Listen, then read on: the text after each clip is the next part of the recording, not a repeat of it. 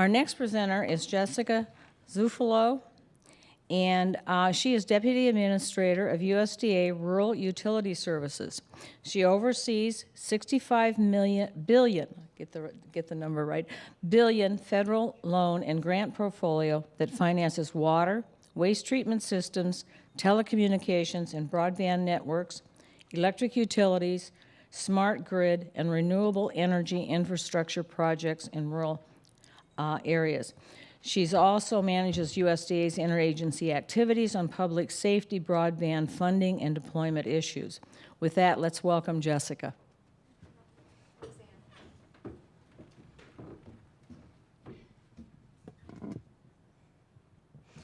Thank you so much, Ann.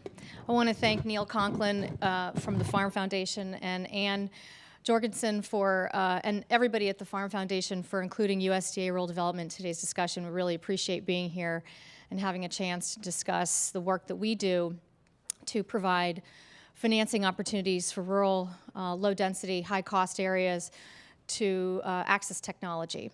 So wanted to thank all of you. Really, it's truly remarkable. I wanted to just make a comment that in the last 4.5 years being in the administration, it's really remarkable what we have done to try to close the gap for rural communities. But as Sharon mentioned, there's still so much to be done. We have done a tremendous amount in Recovery Act funds, which I'll talk about. There are enormous opportunities for leveraging across the infrastructure space among electric, telecommunications, and water utilities to actually partner and work together to effectively utilize conduit and facilities in the most strategic, cost-effective way. And we at RUS are really at the center point for bringing all these key stakeholders, investors, and everyone involved in supporting the rural economy to come together. So to frame my discussion today, I wanted to talk a little bit about some of the research that USDA has published. The Economic Research Service provided some information that I thought would be really important to frame my discussion today about the role of technology in continuing to support the enormous growth and the enormous productivity in the farm economy here in the United States. This is just an indication of the kind of production output that this country has generated really since 1948. So it's a very important metric to think about as you think about ways in which technology is a really key anchor for farming and ranching communities. It is so key. This is Economic Research Service Farm Income and Wealth Statistics data that just actually came out at the end of August. And what this shows is that the net cash income and net farm income has continuously and very rapidly increased. We also announced in the end of August that this country has a $140 billion trade surplus in agriculture. This is a really important piece of information that is critical for this discussion and for everybody involved in the broadband economy. $140 billion in agricultural trade surplus in this country makes the production that much more important and poignant as we all think about ways to bring more technology solutions to farming and ranching sectors. This indicates and this strongly underscores the need for our farmers and ranchers to continue to receive the highest bandwidth, the most efficient throughput, to be able to continue that level of productivity, which truly is the envy of the world. So we need to be very, very cognizant of this as we discuss rural broadband access and the need for continuous investment, partnerships, and the work that we do at RUS. Today I'm going to talk a little bit about what we do at USDA Rural Development to facilitate that kind of productivity and help our farmers and ranchers get access to the most state-of-the-art, high-capacity bandwidth. I'm going to talk about some of the programs that we administer at RUS. Then I'm going to talk about some of the programs that our state directors of USDA Rural Development administer that are very important for everybody in this room to be aware of, because everyone involved in utility infrastructure, everybody involved in working to support broadband access in rural America need to understand how to tap these programs, because one of the most remarkable realizations for me as a telecommunications person doing this for many, many years is all of the other programs that USDA Rural Development has to offer that so few people in the telecommunications space is aware of. So I'm going to talk about DLT, Community Connect, our broadband loan programs. Then I'm going to talk about the Rural Economic Development Loan and Grant Program and the business and industry loan guarantees, as well as community facilities. So I know that many of you know who USDA Rural Development is, but we offer financial programs to support not only rural electric and telecommunications and water systems, but community facilities, housing, clinics, hospitals, schools, emergency services. We support first responders, and on 9/11, I want to also take tribute to all the rural first responders across the United States trying to protect our border regions and other regions across the United States that have faced enormous duress under extraordinary circumstances since 9/11, where we've had a number of natural disasters. We promote economic development through low interest, low cost loan financing opportunities to nonprofits, to for-profit entities, to municipalities, and anyone except an independent or a standalone sole proprietor. This last year, in the last fiscal year, FY12, we did $20 billion in loans and loan guarantees to support economic development. So we are really the largest financer in rural America, and we take that role very seriously, and we're very proud of the role that we have in supporting infrastructure. So in the 1930s, I know a lot of folks know the history of the RUA, but we feel that it's so important to reinforce what the Rural Electrification Administration and the Rural Electrification Act is, and why we continue to continuously invest in rural America, given the legacy that the REA has established in the United States. Whenever I talk to foreign organizations, foreign groups, ag leaders in developing nations, and regulators in foreign countries, they are fascinated by the REA model. They are fascinated by the work that USDA Rural Development does to support infrastructure financing in the manner that we do, and the success that we have had in the last 77 years. So given the success in the establishment of the REA, essentially primarily because there was no technology, there was no essential services to our families and the farms and ranches that feed America in the 1930s. So the late FDR decided, based on the public power model in New York through the New York Power Authority, decided this is a really successful model that we need to do, and we need to adopt nationwide to ensure that that the American economy stabilizes. And so now in 2013 and from 2009 on, President Obama realized that is a model that works, and we need to do that again through Recovery Act. So given the success of the electric program that started under the auspices of the 1935 REA statute, Congress said this is really something that works, and we need to extend that to telecommunications. Congress extended the REA Act to authorize telecommunications financing in 1949.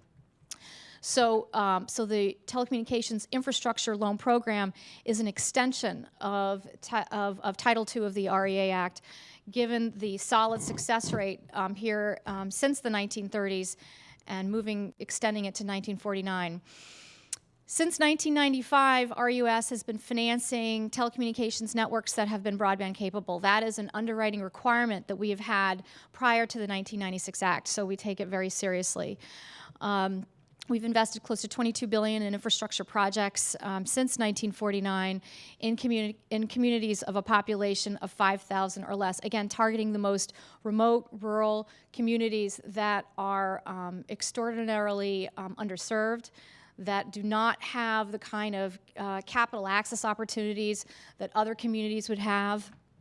We provide treasury rate of interest financing, and the term of the loan is based on the useful life of the asset. So if you're building a fiber optic network, typically your amortization rate for the fiber-based network will be at a longer maturity note, longer terms than if you would be doing something that would require more rapid upgrades on the technology, let's say on a wireless technology play. So we're a technology neutral agency, and we want to make sure that that's something that people really understand. We're very open to financing all technologies as long as they are financially and operationally and technically feasible in a rural area. So we're very, very conservative underwriters and financiers, but we have a very strong success rate. We have 500 active borrowers in the RUS telecommunications programs that are actively deploying plant across the United States. Farm Bill Broadband Loan Program was established in 2002, reauthorized in 2008, opening up the RUS lending to CLECs, to newer entrants, to non-ILEC, non-RLEC entities, to invest in satellite, WiMAX, cable, anything that is feasible in a rural area, and we're very pleased of some of the successes under that program. Under the Recovery Act, we are very, very happy to say that we're very close to drawing and actively obligating all the funds. Under the Recovery Act funds, we have 257 active infrastructure projects for $3.2 billion in loan grant combination awards. Again, we're very pleased that the President gave USDA Rural Utility Service with the financing mechanisms to be part of the reinvestment cycle that we were very much a part of and drove in the 1930s through electrification.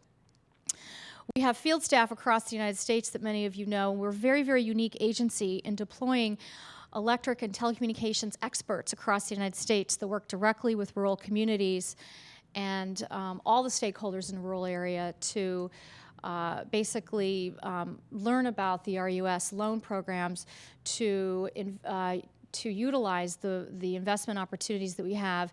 These are also the eyes and the ears, these are boots on the ground that really no other federal agency has. So our ability to track every single federal dollar is extraordinarily carefully managed through our network of field representatives across the country. This is a structure that has enabled us to really generate a profit to the United States Treasury through the very tight underwriting and careful stewardship that we have of our loan programs. So this is just a little breakdown of our Recovery Act awards, the majority of which were wireline fiber optic networks. And the reason why we did so much fiber optic capacity, 213 projects, is because the capability of a fiber plant really enabled that two-way throughput and functionality to facilitate high-resolution documents such as electronic health records, such as video, such as STEM education opportunities, curricula. We also did 51 wireless. We did 33 wireline wireless projects, and then we did $100 million for satellite awards. So we're very proud of the satellite projects we did across the United States. I'm going to move quickly. The Distance Learning Telemedicine Grant Program is a terrific program. Our awards are going to be probably announced at the end of this month, financing telehealth across the United States. Minimum award is $50,000, max is $500,000, and there's a 15% match. Community Connect is another terrific grant program that we provide to communities that have no broadband access. So again, these are grant programs that are very unique in size and scope. Switching to some of the programs that USDA Rural Development provides that I think is very important for this audience to be aware of and how to tap is what our USDA Rural Development State Directors administer across the United States that are eligible and applicable to the telecommunications sector. So the Community Facilities Loan and Grant Program provides financing for actual infrastructure. So the construction of a hospital, a clinic, they can finance inside wiring, they can finance the construction of libraries, schools, fire, rescue, EMT. This is really big because this is an important program that we want to make sure everyone in the rural telco community is aware of as you're thinking about public safety broadband, as you're thinking about education and health and anchor institution access. Success story is in Breckenridge, Texas, that financed electronic medical records through the Community Facilities Program through a combination award, which I thought would be really important for people to have a sense as how this money is used. Then we have the Rural Economic Development Loan and Grant Program. This is a very terrific, in many ways underutilized program across the United States, primarily by the rural telco community. So I wanted to re-emphasize what Red Leg is and encourage everybody to learn about it and come to us.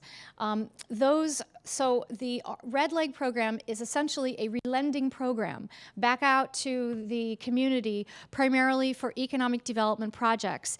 And the entity that is eligible for the relending is an eligible RUS telecommunications or rural electric borrower, or those who are eligible for RUS lending in the telecom or electric programs. So again, utilizing the cooperative model through electric telecommunication systems, rural electric systems. Across the United States, we have in RUS, we finance close to 630 rural electric systems across the United States. We are very proud of the legacy that we have in supporting rural infrastructure in electric utility investment. And these are systems that have economic development leaders that work directly in the cooperative that are actively looking for projects to finance through the Red Leg program for things like health IT, for things like education, for any type of economic development purpose. So it's a way in which the RUS eligible entity can continuously invest in a community.